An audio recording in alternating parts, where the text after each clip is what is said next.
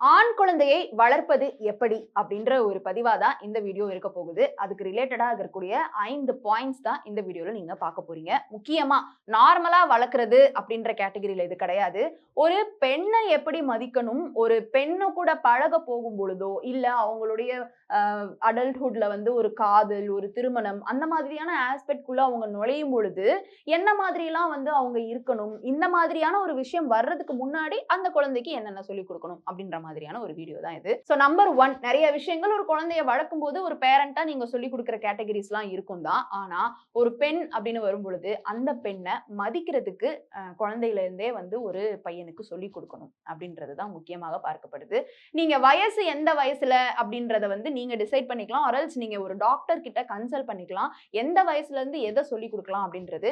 ஆனா ஒரு சமுதாயத்துல பழக போகக்கூடிய ஒரு குழந்தை அப்படின்றது ஒரு ஸ்கூல்ல இருந்தே ஆரம்பிக்கிறாங்க இல்லையா? அப்போ ஒரு அட்லீஸ்ட் நான் சொல்ற கணிப்புப்படி ஒரு 8 வயசுல அப்படின்ற மாதிரில இருந்து கூட ஆரம்பிக்கலாம். இல்ல நீங்க சரியா ஒரு டாக்டர் கிட்ட கன்சல்ட் பண்ணிட்டு எந்த வயசுல எதை சொல்லிக் கொடுக்கணும் அப்படின்றத வந்து நான் சொல்ற கேட்டகரியில வந்து நீங்க முடிவு பண்ணிக்கலாம். ஸோ நம்பர் 1 வந்து அந்த குழந்தைய எல்லாரையுமே மதிக்க நீங்க கத்துக் கொடுக்கணும். அந்த எல்லாரும் அப்படின்ற கேட்டகரிக்குள்ள பெண்களும் வராங்க. இத வந்து நீங்க சொல்லிக் கொடுக்கிறத விட அந்த வீட்ல இருக்கக்கூடிய அந்த அப்பா அந்த அம்மாவை எப்படி வந்து ட்ரீட் பண்றாங்க அப்படின்றத அந்த அந்த பையன் பார்த்து வளருவான் இல்லையா? அப்படி பார்த்து வளர்றதுக்கு நீங்க ஒரு சரியான ஒரு முன்மாதிரியாக இருக்கணும். அம்மாவை வந்து அப்பா மதிக்கிறாரு, இந்த இடத்துல இந்த மரியாதையோட பேசுறாரு, இந்த இடத்துல அம்மாக்கு ரெஸ்ட் கொடுக்குறாரு, இந்த இடத்துல இதை பண்றாரு அப்படின்ற மாதிரியான சில விஷயங்களை அந்த பையன் பார்த்து வளரும் பொழுது கண்டிப்பாக அவன் ஒரு ஸ்கூலுக்கு போகும்போதோ காலேஜுக்கு போகும்போதோ ஒரு பெண்ணை பார்க்கும் பொழுதோ பேசும்போதோ பழகும் பொழுதோ மரியாதையாக அந்த பையன் நடத்துவான். அஃப்கோர்ஸ் பெண்ணுன்னு இல்ல, எல்லா ஹியூமன்ஸையும் மரியாதையாக தான் நடத்தணும். அதுல முக்கியமாக பெண்களையும் இந்த மாதிரியாக மரியாதையாக நடத்தணும் அப்படின்றத ஒரு பேரண்டா சொல்லிக் கொடுக்க வேண்டியது பேரண்டுடைய கடமை. நம்பர் 2 என்ன அப்படின்னு பாத்தீங்கன்னா, குட் டச் பேட் டச் சொல்லிக் கொடுக்கணும். அவங்கள டச் பண்றதாக இருக்கட்டும், இல்ல அவங்க யாரையும் டச் பண்றதாக இருக்கட்டும், அந்த குழந்தைக்கு வந்துட்டு சொல்லிக் கொடுக்கணும். இது ஒரு 8 வயசுல இருந்து கூட நீங்க ஆரம்பிக்கலாம். இல்லனா இதையும் நீங்க ஒரு டாக்டர் கிட்ட கன்சல்ட் பண்ணிக்கோங்க.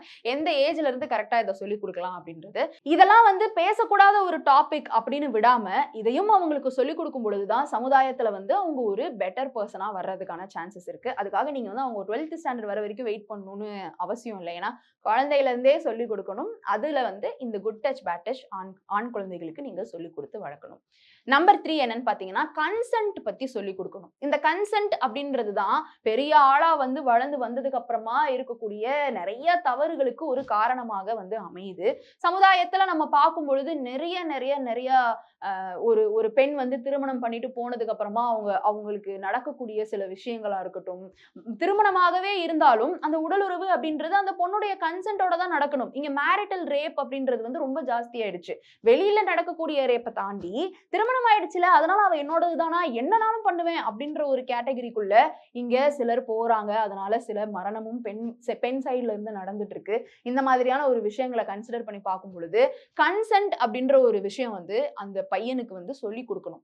நீ வந்து ஒரு பொண்ணை தொடுறதுக்கு முன்னாடி பெர்மிஷன் கேட்கணும்னு. இப்ப நான் இருக்கக்கூடிய நிறைய சினிமாக்கள் எல்லாம் வந்து என்ன எடுத்திருக்கிறாங்க அப்படின்னு பாத்தீங்கன்னா, ஒரு பொண்ணு வந்துட்டு நோ சொன்னா அது நோ கிடையாதுடா, எஸ்ன்னு அர்த்தம், நீ தான் வந்து புரிஞ்சுக்கணும், இன்னும் கொஞ்சம் எக்ஸ்ட்ராவா ட்ரை பண்ண அவ மடங்கிருவா. இதெல்லாம் வந்து பார்த்துட்டு இந்த மௌனம் சம்மதத்திற்கு அறிகுறி இந்த மாதிரியான ஒரு டயலாக்ஸ் எல்லாம் வச்சுட்டு அதை வந்து தப்பான ஒரு இன்டர்பிரேஷன்ல எடுத்துட்டு போக கூடாது அப்படின்றத முக்கியமா ஒரு ஆண் குழந்தைக்கு நம்ம வந்து சொல்லிக் கொடுக்கிற கடமையை வந்து பெற்றோர்கள் வந்து வச்சிருக்கிறீங்க.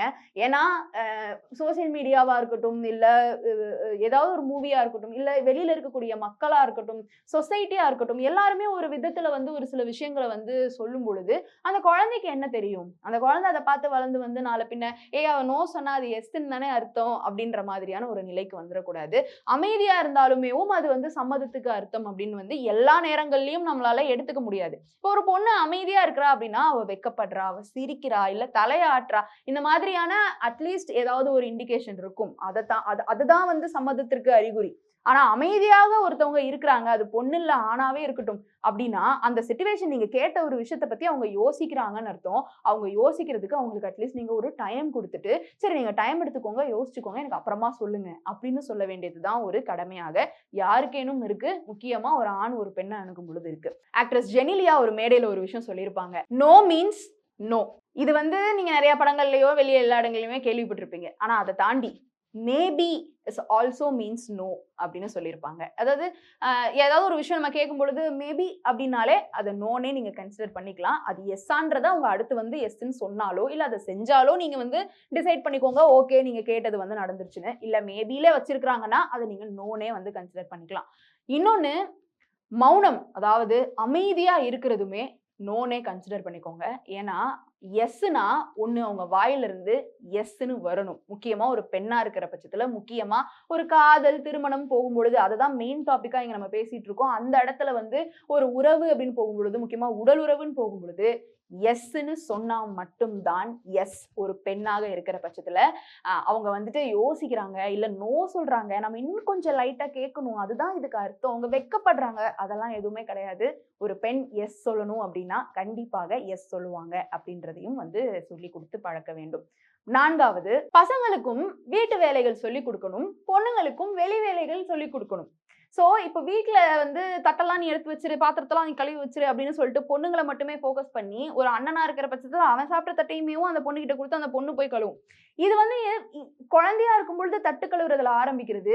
வளர்ந்து வரும்பொழுது நம்மளுக்கு மனைவியா வரப்போறவ வீட்டு வேலை பார்க்கறதுக்கு தான் அப்படின்ற ஒரு மனநிலைய அவங்கள அறியாமலே வந்து அது திணிக்குது அப்படின்னே சொல்லலாம். அதனால எல்லா வேலைகளும் எல்லாருமே சமமாக பார்க்கலாம் அப்படின்ற ஒரு விஷயத்த வந்து சின்ன வயசுல இருந்தே ஆண் குழந்தைகளுக்கு சொல்லிக் கொடுக்கணும். அது அது தட் ஸ்டார்ட்ஸ் வித் இந்த தட்டு கழுவுற விஷயம் தான். நிறைய வீடுகள்ல அது வந்து ரிலேட் ஆகும். ஏன்னா எல்லார் வீடுகள்லயுமே இந்த தட்டு கழுவுற விஷயத்துல இருந்து தான் ஆரம்பிக்கும். இல்ல சாப்பாடு பரிமாறுற விஷயத்துல இருந்து ஆரம்பிக்கும். அந்த மாதிரி இந்த வேலை ஆண்களுக்கு, இந்த வேலை பெண்களுக்கு அப்படின்னு பிரிச்சு வைக்காம எல்லாமே எல்லாருமே பார்க்கலாம் அப்படின்ற ஒரு நிலையை வந்து வீடுகள்ல இருந்து ஸ்டார்ட் பண்ணணும் அப்படின்றதும் ஒரு முக்கியமான பாயிண்ட்.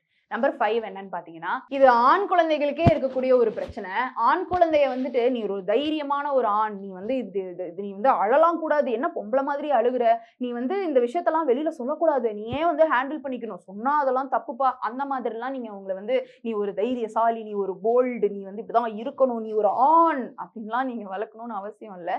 ஏன்னா அவங்களுக்கும் ஒரு மனசு இருக்கு. அவங்க ஃபர்ஸ்ட் மனுஷங்க, அதுக்கப்புறமா தான் ஒரு ஆண் அப்படின்றதுக்குள்ளேயே போகலாம். சோ அவங்களுக்கும் பிரச்சனை வந்துச்சுன்னா, அம்மா நான் இருக்கேன், என்கிட்ட வந்து சொல்லு, அப்பா கிட்ட சொல்லு, பிரச்சனைகளை வெளியில சொல்லலாம், அழ வந்தா அழலாம் அப்படின்னு சொல்லி ஒரு ஆணை நீ எப்பவுமே தைரியமா தான் வாழ்க்கையை எடுத்துட்டு போகணும் அப்படின்ற ஒரு ப்ரெஷர் அவங்களுக்கு கொடுக்காம வளர்க்கலாம். இது ரொம்ப ரொம்ப முக்கியமாக கருதப்படுது. அண்ட் இந்த வீடியோ பத்தின உங்களுடைய கருத்து இருந்தா கீழே வந்து கமெண்ட் பாக்ஸ்ல ரியா என் கூட ஷேர் பண்ணலாம்.